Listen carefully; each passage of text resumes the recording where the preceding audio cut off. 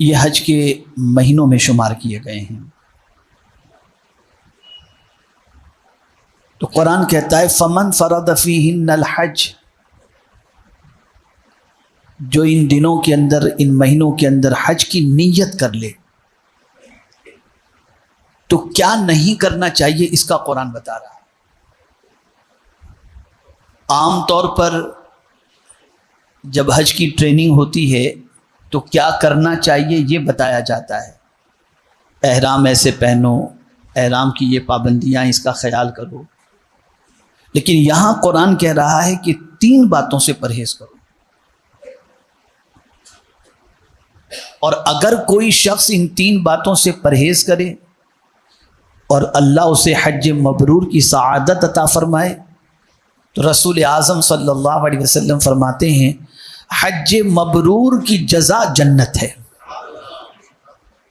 یعنی دیگر عبادات کے معاملے میں اور نیکیوں کے معاملے کے اندر یہ ہے کہ اتنی نیکی کرو گے تو اتنا ثواب، بے حساب ثواب، لیکن حج مبرور کا صلہ اللہ کے رسول صلی اللہ علیہ وسلم نے فرمایا جنت ہے۔ یعنی جس کا حج اللہ نے قبول کر لیا تو سمجھ لو کہ وہ جنتی ہو گیا، اس کا صلہ جنت ہے۔ تو حج مبرور بنتا کیسے ہے، حج مقبول بنتا کیسے ہے؟ آج ہمارے یہاں سچویشن یہ ہے کہ کسی بھی ٹور کے اندر جانا ہے تو پہلا سوال ہوتا ہے کھلاؤ گے کیا، پانی پوری ہوگی کہ نہیں ہوگی، بھیل پوری ہوگی کہ نہیں ہوگی، یہ سارے سوالات ہوتے ہیں۔ اور بھی بہت سارے سوالات ہوتے ہیں۔ اور پھر بڑی معذرت کے ساتھ میں عرض کروں کہ وہاں جانے کے بعد بھی الا ماشاء اللہ بہت سارے لوگ حرم ہی میں گپ شپ کرتے رہتے ہیں، کہاں رکے ہو، کیا کھا رہے ہو، کیسا چل رہا ہے، کیسی زندگی گزر رہی ہے، وہاں کی کیا خبر ہے۔ بھائی یہ ساری چیزیں وہاں حرم میں بیٹھ کر کے جیسے ایک اڈا معاذ اللہ بن گیا ہو، وہاں بیٹھ کے گپ شپ کرتے رہتے ہیں، جبکہ نہیں جانتے کہ حرم مکہ کی تعظیم کرنے والے کا صلہ کیا ہے اور حرم مکہ کی تعظیم نہ کرنے والے کا عذاب کیا ہے اور گناہ کیا ہے، نہیں جانتے لوگ۔ اعلیٰ حضرت عظیم البرکت امام عشق و محبت فرماتے ہیں کہ اگر حرمین کے اندر تمہارا کوئی پہچان والا آ رہا ہو تو کوشش کرو بچ کر کے نکل جاؤ تاکہ تمہیں اس سے کچھ بات نہ کرنی، اور یہاں تو ڈھونڈتے رہتے ہیں۔ خود ہماری مسجدوں کا حال یہ ہے کہ ہماری مسجد اب کیا بن گئی، اللہ رحم و کرم فرمائے۔ اگر مسجد میں نکاح ہے تو آپ دیکھیں ہنسی مذاق سب کچھ مسجد میں ہو رہا ہے۔ کسی نے پوچھا کہ مسجد میں دنیاوی باتیں کرے اگر کوئی شخص تو اس کا گناہ کیا ہے، تو فرمایا گیا وہ قبر میں اپنے لیے آگ کا انتظام کرتا ہے۔ مسجد کا تقدس ہم نے پامال کر دیا۔ خیر یہ ایک الگ موضوع ہے۔ قرآن کہتا ہے کہ 3 چیزوں سے جس نے حج کی نیت کر لی اسے حج کے دنوں تک، یعنی وہ جو ایام حج ہیں، جب تک کہ حج نہیں کر لیتا اس وقت تک ان 3 چیزوں سے اسے بچنا۔ یعنی حج کا احرام اس نے پہن لیا تو حج کے احرام کو پہننے کے بعد جو ایام حج کے 5 دن جو ہیں اس میں بھی جب تک کہ طواف زیارت نہیں کر لیتا تو اس میں ایک چیز سے بچنا ہے، اور طواف زیارت بھی اگر کر لے تب بھی جب تک کہ منا سے واپس نہیں لوٹتا تب تک کہ خاص طور پر 3 چیزوں سے روکنا ہے۔ ان 3 چیزوں میں ایک چیز بھی آ گئی۔ وہ 3 چیزیں کیا ہیں؟ تو قرآن کہتا ہے فلا رفث ولا فسوق ولا جدال فی الحج۔ پہلی چیز جس سے حج کا احرام پہننے کے بعد روکا گیا ہے جب تک کہ حج نہ کر لو، وہ چیز ہے عورت سے وہ خاص باتیں جو میاں بیوی کے تعلق کی ہوتی ہیں، صحبت کی باتیں ہوتی ہیں، وہ باتیں نہ کرو۔ اسی لیے آپ دیکھتے ہیں کہ خیمے جو ہے عورتوں کے الگ ہوتے ہیں، مردوں کے الگ ہوتے ہیں۔ تو حج کا احرام پہننے کے بعد حج تک عمل سے رکنے کی بات نہیں کہی جا رہی ہے، بلکہ اس سلسلے میں بات کرنے سے بھی روکا جا رہا ہے، اس لیے کہ تم نے کس کی بارگاہ میں حاضری کی بات کی ہے؟ پہنتے احرام تم نے کہا لبیک حاضر ہوں میرے مولا۔ تو اب جب تم اللہ کی بارگاہ میں حاضر ہو رہے ہو، اللہ کی پکار پر لبیک کہہ رہے ہو، تو اب تمہاری ذمہ داری یہ بن جاتی ہے اب اللہ ہی اللہ ہو، باقی کسی چیز کا خیال تمہارے ذہن سے نکال دو. فلا رفث، اور عورتوں سے صحبت کا تذکرہ نہ کرو، ولا فسوق، اور گناہ نہ کرو، گناہ سے بچو. اللہ رحم و کرم فرمائے، احرام کی حالت میں بھی لوگ اپنی نگاہوں کی حفاظت نہیں کرتے. پتہ نہیں ٹکٹکی باندھ کے کیا دیکھ رہے ہوتے ہیں. تو ہر گناہ سے اپنے آپ کو بچاؤ، چھوٹے گناہ ہوں یا بڑے گناہ ہوں. جو تو گناہ سے ہمیشہ بچنا چاہیے، لیکن حج کے احرام کے پہن لینے کے بعد اور نیت کرنے کے بعد قرآن کہتا ہے فلا رفث ولا فسوق، گناہ سے بچو. بڑی معذرت کے ساتھ میں عرض کرتا ہوں، اب تو لوگ گناہ کو گناہ سمجھنے کے لیے بھی تیار نہیں ہیں، اور گناہ کی بات آئے تو کہتے ہیں ارے مولانا معاذ اللہ، کہتے دیکھا جائے گا. اور جب کسی بستی میں، سن لینا میری بات، جب کسی بستی میں ایسے لوگ پیدا ہو جائیں جو اللہ کے عذاب کو ہلکا سمجھنے لگیں اور گناہ کو ہلکا سمجھنے لگیں تو اس پر اللہ کا عذاب لازم ہو جاتا ہے. حضرت داموس رحمت اللہ تعالی علیہ بنی اسرائیل کے ایک بڑے عالم تھے. ذرا دیکھو اللہ والوں کی پوزیشن، بڑے عالم تھے. ان کا گھر پہاڑیوں کے قریب تھا.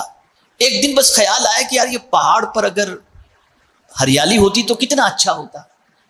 بڑے عابد تھے، ذہن میں خیال آیا، آدمی سوچتا ہے ایسا ہوتا تو کیسا اچھا ہوتا. تو ان کے ذہن میں خیال آیا کہ ادھر پہاڑی پر جو ہے اگر پتھروں پر ہریالی ہوتی تو کتنا اچھا ہوتا. غیب سے ندا آتی ہے، غور سے سننا، غیب سے ندا آتی ہے میرے بندے تو کب سے اتنا بڑا عابد بن گیا کہ میرے کام کے اندر تجھے عیب نظر آ رہا ہے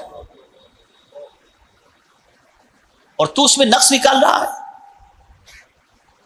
اللہ والے تھے، احساس تھا. بس اسی وقت انہوں نے نیت کر لی جب تک کہ میرا مولا مجھے معافی کا پیغام نہیں عطا کرے گا تب تک نہ کھاؤں گا نہ پیوں گا. چھوڑ دیا انہوں نے کھانا پینا. کچھ دن گزرنے لگے بغیر کھائے پیے. ایک دن ایک جگہ سے نکلے تو کچھ لوگوں نے پکڑ لیا جو پہچانتے تھے. دعوت تھی ان کے یہاں، کہا حضرت آئیے آئیے آپ کو کھانا تو پڑے گا. کچھ لوگ پکڑ لیتے ہیں ایسے چمٹ جاتے ہیں، ضدی جو ہوتے ہیں، نہیں کھا کر جانا ہی پڑے گا. پکڑ لیا انہوں نے کہ حضرت آپ کو کھا کر جانا ہی پڑے گا. نہیں میں نہیں کھا سکتا، میری کچھ مجبوریاں ہیں. انہوں نے بتائی اپنے حساب سے. اب وہ پکڑ لیا آپ کو کھانا ہی پڑے گا، کچھ بھی ہو کھانا پڑے گا. تو جب بہت منع کیا انہوں نے تو کہا اچھا حضرت کیوں آپ نہیں کھانا چاہتے، وجہ بتائیے. تو حضرت داموس رحمت اللہ تعالی علیہ نے فرمایا وجہ یہ ہے کہ ایسا مجھ سے معاملہ ہو گیا تھا اور میں نے یہ نیت کر لی ہے کہ جب تک کہ مولا کی طرف سے معافی کا پروانہ مجھ پر الہام نہیں ہوتا اور نہیں مل جاتا تب تک میں نہیں کھاؤں گا. تو اب وہ لڑکوں نے جو جواب دیا سنیے. ارے حضرت ہنسنے لگے، بولے حضرت اتنی سی بات پر آپ اتنا ٹینشن لے رہے ہو. اچھا اگر اللہ کی طرف سے کوئی عذاب آیا نا تو ہم لوگ آپس میں بانٹ لیں گے. یہ جملہ اس نے کہا، ان لوگوں نے کہا ہم لوگ آپس میں بانٹ لیں گے. اب جیسے ہی یہ جملہ ان کی زبان سے نکلا غیب سے آواز آئی داموس علاقہ چھوڑ دو، اب ان لوگوں پر میرا عذاب لازم ہو چکا ہے. میں تھوڑی دیر میں ان پر عذاب کا مزہ چکھاؤں گا تاکہ پتہ چلے کہ میرے عذاب کی کیفیت کیا ہوتی ہے. حضرت داموس نے بستی چھوڑ دی. آج ہمارے یہاں یہی ہے، گناہ کرتے وقت اس کی سزا کا خیال ذہن سے نکل جاتا ہے اور ہلکا سمجھتے ہیں.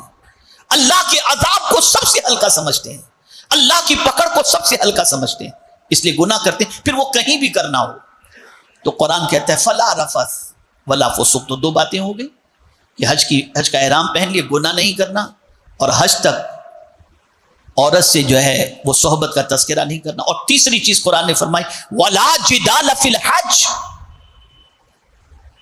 اور حج تک جھگڑا نہیں کرنا ہے. ان تین چیزوں سے اگر کوئی شخص حج کے احرام کو پہننے کے بعد حج تک اپنے آپ کو روک لیتا ہے، یعنی حج کے احرام سے مراد یہاں سے آپ نے حج تمتع کی نیت کی تو آپ عمرہ کی، آپ کا احرام اتر گیا، آپ کے لیے پابندیاں نہیں ہیں. لیکن آپ نے جیسے ہی 7 تاریخ کو یا 8 تاریخ کو مینا جانے کے لیے حج کا احرام پہن لیا اور حج کی نیت کر لی تو اب جب تک کہ آپ حج ادا نہیں کر لیتے، طواف زیارت نہیں کر لیتے، اس وقت تک آپ کی بیوی آپ کے لیے حلال نہیں ہے. تو یہ 3 چیزوں سے قرآن نے روکا. اور پھر جو بات قرآن نے کہی ہے نا، اللہ اکبر، وَمَا تَفْعَلُوا مِنْ خَيْرٍ يَعْلَمْهُ اللَّهُ، جو بھی بھلائی تم کرتے ہو اللہ اس کو جانتا ہے. یعنی تم یہ نہ سمجھنا کہ حج تم کس لیے کر رہے ہو اللہ نہیں جانتا. جو بھی بھلائی تم کرتے ہو, جو کچھ بھی کرتے ہو, اللہ سب کو جانتا ہے. یعنی اپنی نیت کو درست کرو. اب نیت کیا ہونی چاہیے؟ تو قرآن نے دوسرے مقام پر فرمایا وَأَتِمُّ الْحَجَّ وَالْعُمْرَةَ لِلَّهِ, حج اور عمرہ کمپلیٹ کرو اللہ کے لیے. مولا یہ سب کچھ میں تیری رضا کے لیے کر رہا ہوں. پھر فرمایا وَتَزَوَّدُوا فَإِنَّ خَيْرَ الزَّادِ التَّقْوَىٰ, اور زاد سفر لو, سامان سفر لو. اب ہم یہاں سے جو سامان سفر لیتے ہیں تو چوڑا لیتے ہیں, ویفر لیتے ہیں, یہ لیتے ہیں, وہ لیتے ہیں, وہاں یہ کھائیں گے اور وہاں یہ پی گئی, وہ کوئی پرابلم کی بات نہیں. یہ زاد سفر آپ لیتے ہیں, کوئی مذائقے کی بات نہیں, بلکہ لینا چاہیے, لینا چاہیے. اور یہ آیت کیوں نازل ہوئی وَتَزَوَّدُوا؟ اس لیے کہ بعض کہتے تھے کہ ہم تو متوکل ہیں, کچھ بھی نہیں لیں گے, جائیں گے اللہ کریم ہے, اور پھر وہاں جانے کے بعد مانگتے تھے. تو قرآن نے کہا نہیں, زاد سفر لو. وہاں جا کر کے مانگنا یہ کون سا طریقہ ہے؟ یہیں سے تم اپنے کھانے پینے کا انتظام کر کے جاؤ تاکہ وہاں تم کو کوئی دقت نہ ہو. تو زاد سفر لو وَتَزَوَّدُوا. لیکن اب یہ جتنا بھی سامان تم لے کر جاننا چاہتے ہو, ان سارے سامان میں تم جانتے ہو سب سے بہترین زاد سفر کیا ہے, سامان سفر کیا ہے؟ تو قرآن کہتا ہے فَإِنَّ خَيْرَ الزَّادِ التَّقْوَىٰ, اپنے ساتھ اللہ کا ڈر لے کر کے جاؤ. یہ سامان سفر سب سے بہترین سامان سفر, سب سے بہترین زاد سفر ہے کہ بس نگاہیں نیچی ہیں, ذکر و اذکار میں لگے ہوئے ہیں, کسی سے کوئی سروکار نہیں, کسی کو کوئی جھگڑا نہیں. میں اپنا واقعہ بتاؤں کہ ہمارے ساتھ حاجی عرفان نمک والا بھی تھے, حج کمیٹی سے ہم حج کے لیے گئے تھے. ابھی تو ہم کمرے میں پہنچے اور کمرے کے اندر جو سچویشن ہوئی وہ ہم جانتے ہیں, لیکن کوئی کسی سے جھگڑا, کوئی فساد, کچھ بھی نہیں. ہم جو کلاس میں تھے اسی کلاس کے اعتبار سے جا کر ادھر بات کی, پھر ہم کو دوسرے کمرے کے اندر سیٹ کر دیا گیا. یہ ایسا وقت ہوتا ہے کہ اس وقت اپنے آپ کو سنبھالنا بہت ضروری ہوتا ہے. ہلکی سی غلطی ساری برکتوں کو ختم کر دیتی ہے. اور وہاں آپ دیکھیے بیت الخلاء میں جانے کے لیے جھگڑا کر رہے ہیں, سونے کے لیے جگہ کے لیے جھگڑا کرے, پتہ نہیں جھگڑے چلتے ہی رہتے ہیں, چلتے ہی رہتے ہیں. تو ان چیزوں سے بچو. یہی وجہ ہے کہ حج کر کے آنے کے بعد جو تبدیلی نظر آنی چاہیے وہ تبدیلی نظر نہیں آتی, بلکہ جاتا ہے اور وہاں سے آنے کے بعد ویسا ہی نظر آتا ہے جیسے پہلے تھا. تو بہترین زاد سفر تقویٰ, قدم قدم پر اللہ سے ڈرو. بس ڈرنے کا طریقہ کیا ہے؟ مولا دیکھ رہا ہے بس. اور پھر آخر میں قرآن نے فرمایا وَاتَّقُونِي يَا أُولِي الْأَلْبَابِ, اور مجھ سے ڈرتے رہا کرو. اللہ نے فرمایا مجھ سے ڈرتے رہا کرو اے عقل والو. یعنی اگر تم عقل والے ہو تو کسی چیز سے مت ڈرو, مجھ سے ڈرو, اور اگر تم مجھ سے ڈرو گے میں تمہیں عزت عطا کر دوں گا. اے رسول گرامی وقار صلی اللہ تعالی علیہ وسلم کے دیوانوں, بہت سارے ہمارے یہاں کے مقتدیوں میں سے حج کے سفر کی نیت کر کے بیٹھے ہیں اور تشریف لے جانے والے ہیں, اور بہت سارے دنیا کے اندر لوگ حج کے لیے عازم سفر بن کر کے بیٹھے ہوئے. اللہ کرے کہ اللہ سب کو حج مبرور کی سعادت نصیب فرمائے. اس لیے کہ حج مبرور ہی سب سے بڑی دولت ہے کہ اگر حج قبول ہو گیا تو اللہ تعالیٰ اس کا بدلہ سیدھا جنت عطا کر دیتا ہے, سیدھا جنت. اور آپ بھی جب کوئی حج کے لیے جا رہا ہو اور ملنے آئے تو اس کو یہی دعا دو اللہ آپ کو حج مقبول کی سعادت نصیب فرمائے, زیارت مقبول کی سعادت نصیب فرمائے. اس لیے کہ مقبولیت سب سے اہم چیز ہے. اسی لیے عرب لوگ جو ہے وہاں پر کہتے ہیں حجم مبرورا وسعیم مشکورا, یہ کہا کرتے ہیں. اس لیے حج مبرور کی دولت مانگنی چاہیے اور ان چیزوں سے اپنے آپ کو بچانے کی کوشش کرنی چاہیے. اللہ رب العزت جل جلالہ آقا کریم رؤوف الرحیم علیہ التحیۃ والتسلیم کے صدقہ و طفیل ہم سب پر کرم کی نظر فرمائے, اور پروردگار جتنے بھی حجاج کرام زیارت حرمین طیبین اور حج کی سعادت سے مالا مال ہونے کے لیے جا رہے ہیں, اللہ سارے مومنین کو حج مبرور